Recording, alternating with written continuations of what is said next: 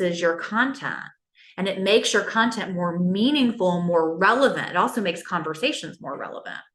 One of the biggest mistakes I see when someone comes in, they tell me they're not able to convert.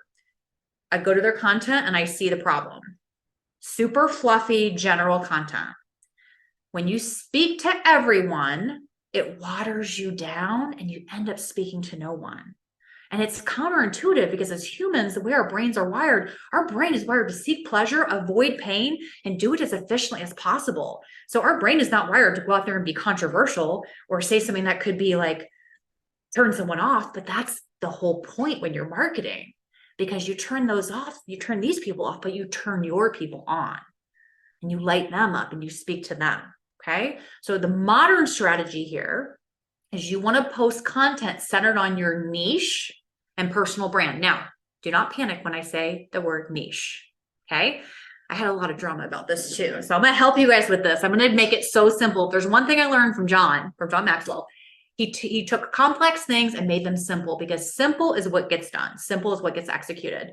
So niching, all niching is a strategy for lead generation. I'm going to say it a couple different ways. Lead generation is growing your cold market, finding new people. Actually, let me park on that. Does everyone know cold market and warm market? Let me just touch on that for a sec. I don't have that in my notes, but again, I really want to make sure you understand this.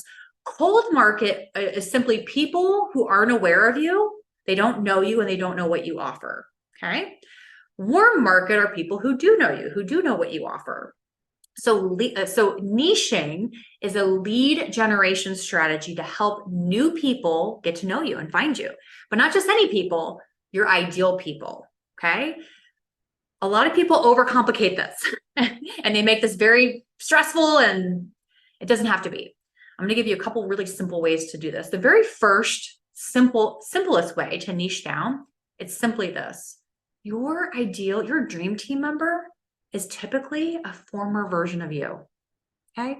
Maybe you from 3 years ago, 5 years ago. And the great news there is you're an expert at your own story. You're an expert at your lived experience. You were her. You get her. Right. So I want you to reflect back. What were you struggling with? How were you feeling? What were your hesitations? What did you want? What did you dream about? What did you hope for? Right? That will help you to get in her shoes or their shoes, right? And really start thinking about that person. And from there, you can ask yourself, okay, who am I showing up to serve? Why would they want to do this business? Right? If you came in wanting part-time income or a little extra income, and now you're speaking to people who want to build 6 figures, does that make sense? Right. So these are good, important questions to ask. Like, how can you help them? How are you uniquely positioned to serve or help based on your story?